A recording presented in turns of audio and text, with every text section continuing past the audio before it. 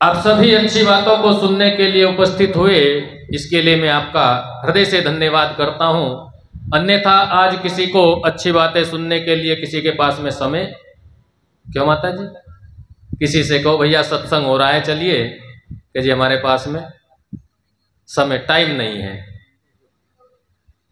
थोड़ी देर में देखते हैं वही व्यक्ति कहीं यार दोस्तों में चौपाल पर बैठ करके ताश के पत्ते खेल रहा है। हमने कहा भैया क्या कर रहे हो? कि टाइम काट रहे हैं, टाइम पास कर रहे हैं।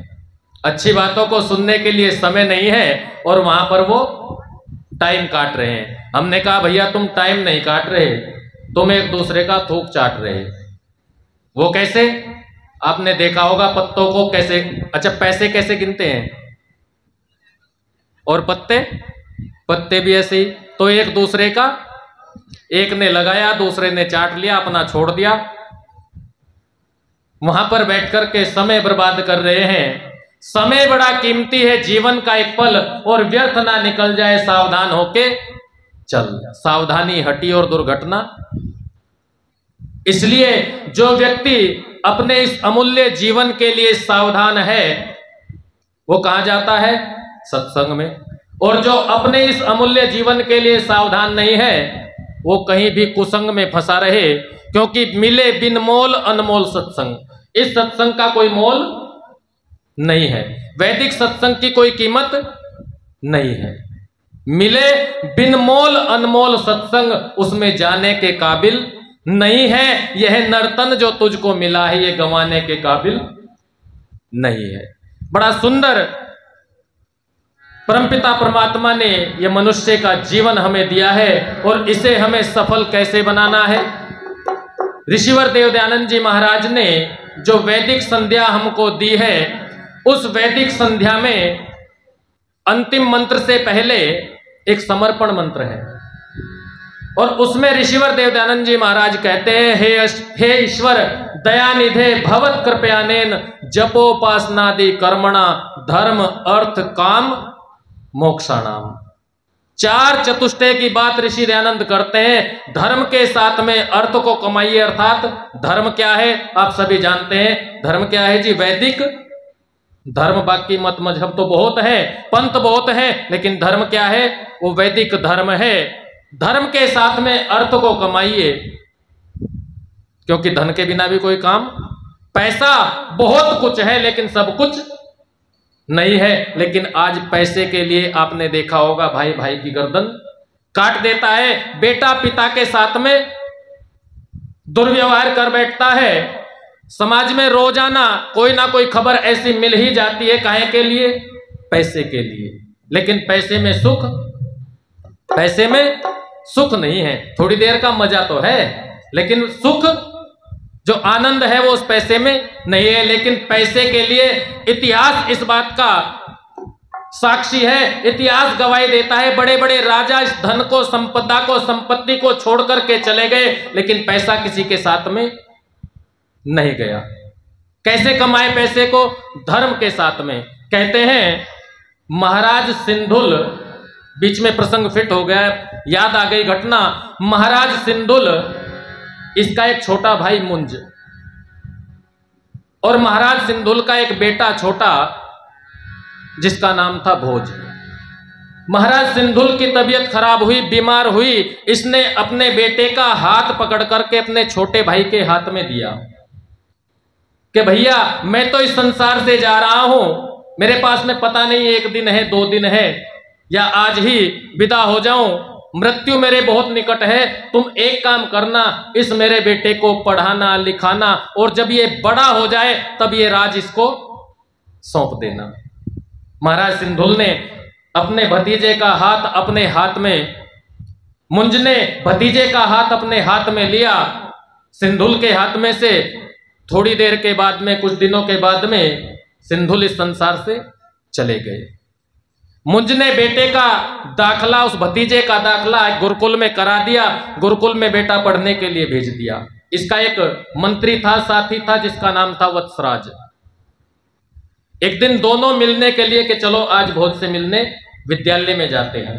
विद्यालय में पहुंचे, गेट पर पहुंचे थे, वहां पर अध्यापक ने ब्लैक बोर्ड पर एक लकीर खींची, ब्लैक बोर्ड पर एक लकीर खींच दी और जो विद्यार्थी छात्र बैठे थे इनसे सवाल किया कि इस लकीर को छोटा करना है, कोई भी बच्चा खड़ा होकर के इसे छोटा कर दे। कोई बच्चा वहां पर खड़ा नहीं हुआ। कौन हुआ था? भोज, छोटा सा बालक है, 8 या 9 साल का। वो खड़ा होता है कि गुरुजी मैं इस कार्य को कर सकता हूं। और उधर वत्सराज और मुंज दोनों खड़े हुए गेट में देख रहे हैं। भोज उठा, उठ करके चौक उठाई और श्यामपट के पास गया ब्लैक बोर्ड के, और इस लकीर के नीचे दूसरी बड़ी लकीर खींच दी। ऊपर लिखो काटा नहीं।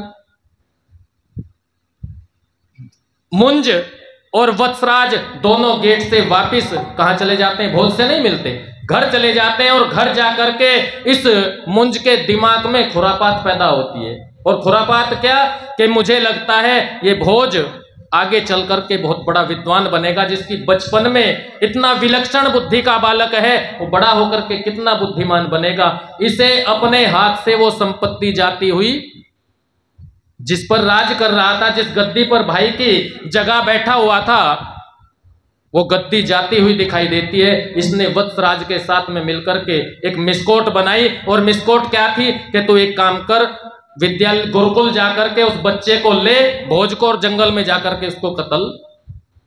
काहे के लिए? धन के लिए, संपत्ति के लिए, राज के लिए। और आज भी राजनीति में यही हाल हो रहा है। राज्य को प्राप्त करने के लिए न जाने कितने अत्याचार, भ्रष्टाचार और पापाचार किए जा रहे हैं। लंबी बात न करता हुआ इस वत्सराज ने कहा, अरे सिंधुल ने तुम्हारे हाथ में बड़े प्रेम के साथ में दिया था कि मेरा छोटा भाई है, मेरे बेटे का ध्यान रखेगा। तो समझाता है इस मुंज को और क्या कहता है,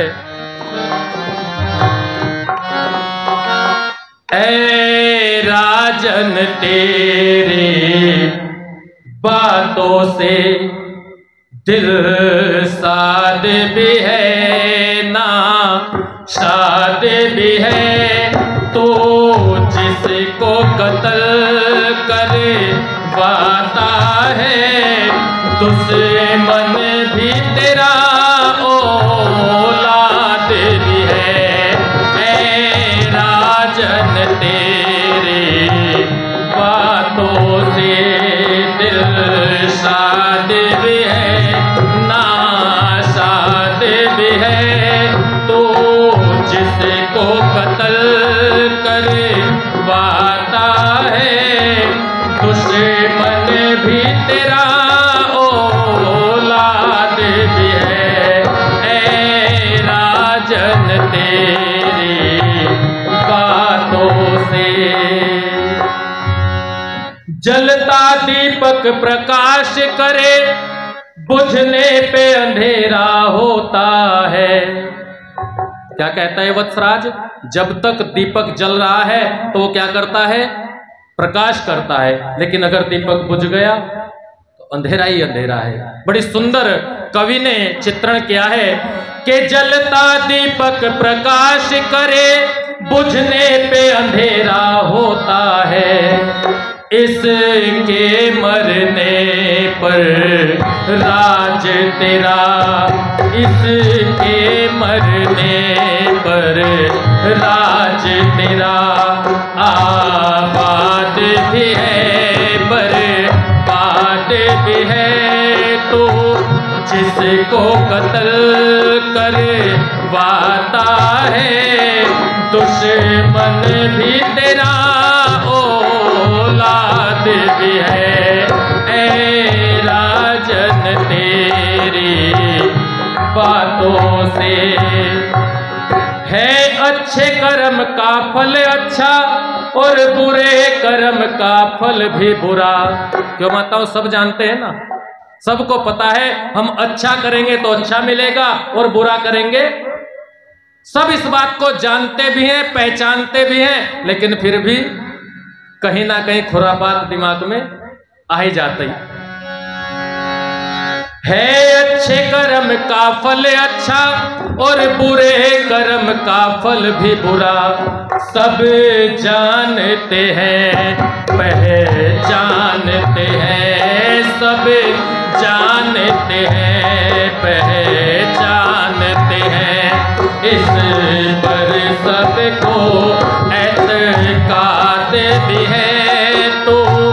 जिसको कत्ल करे बाता है, दुश्मन भी तेरा औलाद भी है।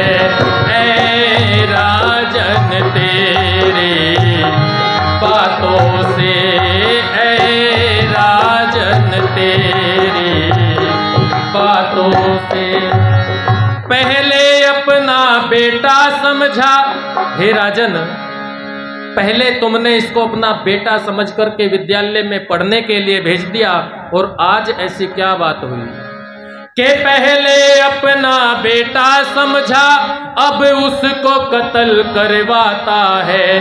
पहले अपना बेटा समझा, अब उसको कत्ल करवाता है। बेमोल की नजरों मेरा जन, बेमोल की नजरों मेरा जन, तो बाप भी है जल्लाद भी है, तो जिसको कत्ल करे वाता है, दुश्मन भी तेरा औलाद भी है। ऐ राजन तेरी बातों से, ऐ राजन तेरी बातों से ऐसा लगता है तो आज अपने भतीजे का दुश्मन बन गया है। पहले उसका बाप बना और आज दुश्मन बन गया है। लेकिन मुंज की बात समझ में नहीं आई। इसने कहा कि मेरे आदेश का पालन हो और जाओ उस बालक को ले और लेकर के कहीं जंगल में ले जाकर के उसकी जीवन लीला समाप्त कर दे। और ध्यान रखना, कोई निशानी लेकर के आना उसकी जरूर, उसका कोई अंग काट करके लेकर के आना, मैं उसको देख करके जिसे मुझे यकीन हो जाए। वत्सराज चल देता है, महलों से निकल करके रथ जोड़ करके विद्यालय में पहुंचा और बच्चे को विद्यालय से छुट्टी दिलाई, क्योंकि राजा का मंत्री था। अध्यापक ने भी छुट्टी दे दी और वो छुट्टी लेकर के बालक वत्सराज के साथ में हो लेता है, रथ में बैठ जाता है। भोज कुंवर ने सुन ली थी जब जल्लादों की वाणी, थर थर काया कांप गई और भरा आँख में पानी।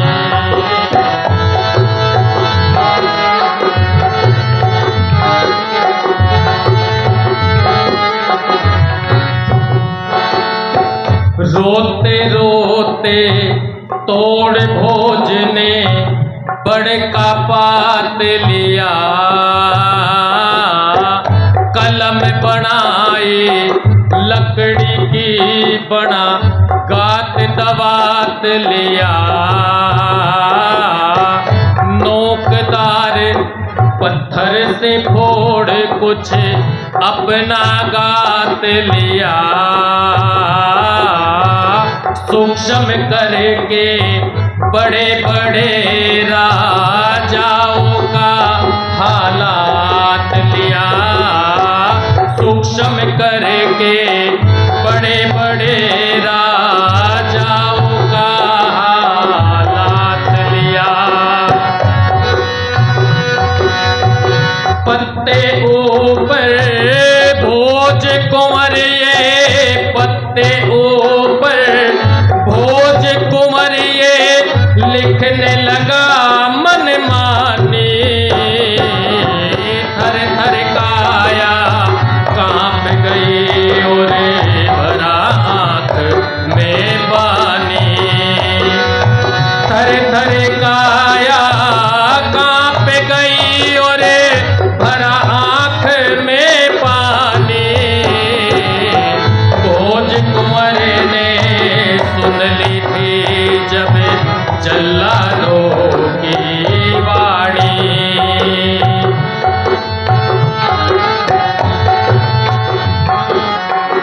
भोज ने एक बड़का पत्ता तोड़ा, बड़ा सा पत्ता तोड़ करके पास में ही एक लकड़ी का टुकड़ा पड़ा था, उस लकड़ी के टुकड़े को तोड़ लिया, एक छोटा सा पत्थर उठाया, अपने शरीर के किसी अंग पर उस पत्थर को मारा, रक्त बहना प्रारंभ हो गया। लकड़ी का टुकड़ा जो उठाया था इसको कलम मान करके कलम उस अपने रक्त में उसको डुबोता है और पत्ते के ऊपर कुछ लिखना प्रारंभ करता है। और क्या लिखता है, आइए, बड़ा सुंदर कवि ने लिखा। बड़े बड़े राजा चले गए,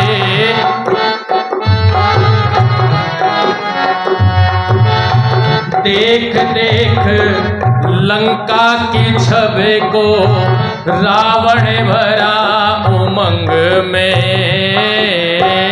बड़े बड़े यहाँ राजा चले गए, भूमि ना गई संग में।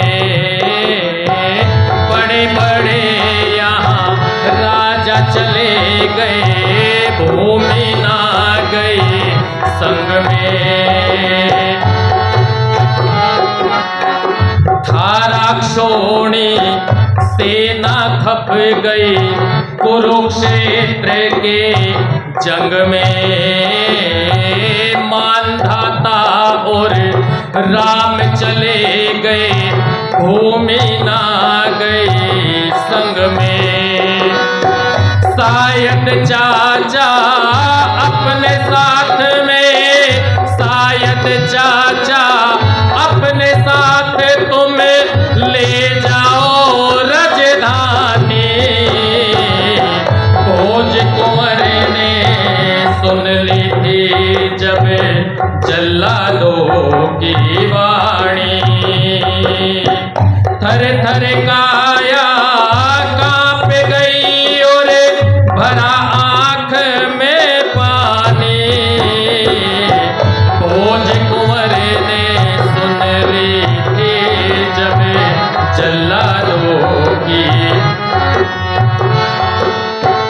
रोते रोते बिना बेचारे जो काम करे, दुखदाई वो काम लिखा। जब सोचोगे पछताओगे, किस्सा यह तमाम लिखा। रोते रोते इस किस्से का लेखक शोभा राम लिखा। निवेदक नीचे आपका सेवक, भोज ने अपना नाम लिखा। निवेदक नीचे आपका सेवक, भोज ने अपना नाम लिखा। जितने दिन को आया था मैं, जितने दिन को आया था, मेरी खत्म हुई मेहमानी। भोज कुंवर ने सुन ली थी जब जल्लादों की वाणी। तेरे थर थर काया कांप गई और भरा आंख में पानी। भोज कुंवर ने सुन ली थी जब जल्लादों की वाणी।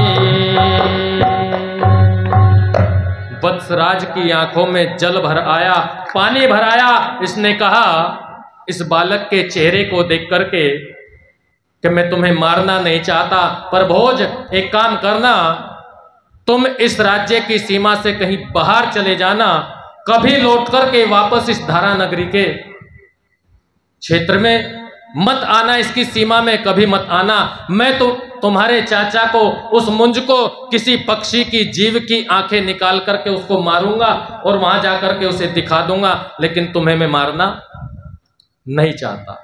क्योंकि हृदय के अंदर से भाव उत्पन्न हुए बालक की हत्या, और काहे के लिए? मुंज किसके लिए करा रहा है? धन के लिए। धनानी भूमो पशवस्य गोष्ठे, नीतिकार लिखता है, भर्तृहरि शतक में आया है, धनानी भूमो पशवस्य गोष्ठे। धन भूमि में गड़ा रह जाएगा, पशु जहां अपनी खोर है वहां बंधे रह जाएंगे। पशवस्य गोष्ठे, नारी गृह द्वारे, नारी कहां तक जाती है? केवल घर के द्वार तक। और जनः शमशाने, जो मित्र हैं वो शमशान तक जाते हैं। साथ में क्या जाता है? कर्मानुगो गच्छति जीव, एक जो हमने अच्छे और बुरे कर्म संचित किए हैं वही हमारे साथ में जाते हैं। बेमोल जी ने बड़ी सुंदर लाइनें लिखी थी।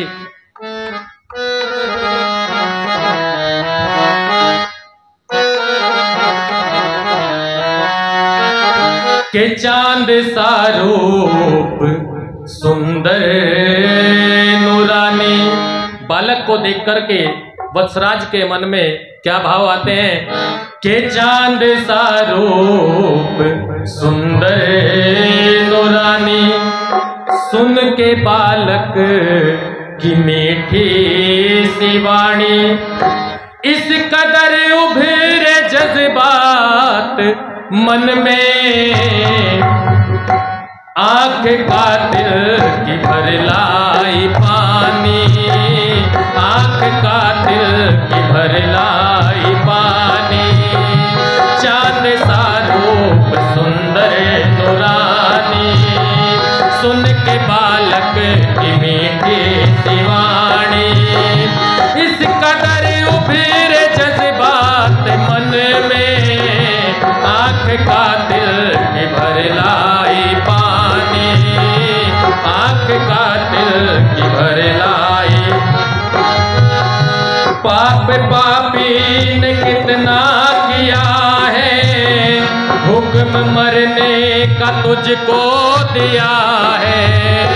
पाप पापी ने कितना किया है, हुक्म मरने का तुझको दिया है। वन से हाथों से अपना मिटाए, कैसा जालिम का पत्थर हिया है। अपने हाथों से अपनी निशानी, अपने हाथों से अपनी निशानी, मेटने की है जालिम निशानी। इस कदर उभरे जज्बात मन में, आंख का दिल की भर लाई पानी। चांद सा रूप सुंदर नूरानी, चांद सा रूप सुंदर। जानता हूँ कि तू बेखता है, किंचित भी गुनाह ना किया है। जानता हूँ कि तू बेखता है, किंचित भी गुनाह ना किया है। उसने समझा है तुझको पराया, हाय पापी ने सोचा ये क्या है। खो रहा बच्चे की जिंदगानी, खो रहा बच्चे की जिंदगानी। कुछ भी समझा नहीं लाभहानी, इस कदर उभरे जज्बात मन में, आंख का दिल की भर लाई पानी। चांद सा रूप सुंदर नूरानी, सुन के बालक की मीठी सी वाणी। बच्चे से कहता है तू इस जंगल से कहीं दूर चला जा, धारा नगरी से बाहर निकल जा, और मैं कहते हैं किसी हिरण को मारा और मार करके उसकी दोनों आंखें निकाली, एक कपड़े में लपेटी और लपेट करके उस कपड़े को रक्त में सान करके वापस महल में पहुंच जाता है, जहां पर मुंज इंतजार कर रहा था कि वत्सराज बच्चे को मार करके भोज को समाप्त करके आ जाएगा। खड़ा हुआ है सामने, दोनों का आमना सामना हुआ, अभिवादन किया वत्सराज ने जाकर के। मुंज ने कहा, अरे वत्सराज, क्या तुमने भोज को मार दिया? इसने मुख से कुछ नहीं बोला, गर्दन हिला दी कि हाँ मारा है। कि मार दिया? कि हाँ। कुछ निशानी, कुछ पहचान, कुछ प्रमाण लाए हो? कि हाँ ये आंखें हैं। अंदर से मुंज की छाती भर करके आए। इसने कहा, क्या तुमने उसे सचमुच मार दिया? कि हाँ मैंने उसे सच में मार दिया। अच्छा एक बात बताओ वत्सराज, सवाल पर सवाल कर रहा है मुंज, मुझे एक बात बताओ, जब तुम उस बच्चे को मार रहे थे तो उसने कुछ कहा, रोया, चिल्लाया, कुछ बात कही तुम्हें? उसने गर्दन हिलाई कि नहीं, कुछ नहीं कहा, कि नहीं ऐसा नहीं हो सकता। वो बड़ा विलक्षण अलग ही प्रतिभा का बालक था, उसने जरूर कुछ कहा होगा, मुझे तो बता उसने क्या कहा है। रोते समय, मरते समय कुछ तो जरूर कहा होगा। इस वत्सराज ने और तो कुछ बना नहीं, मुख से तो कुछ कह नहीं सका। जो पत्ता हाथ में ले रहा था, जो भोज ने पत्र लिख करके दिया था पत्ते के ऊपर, वो इसके सामने कर देता है। और इस पत्ते पर क्या लिखा हुआ था, कवि ने बड़ा सुंदर लिखा है, चंद लाइनें।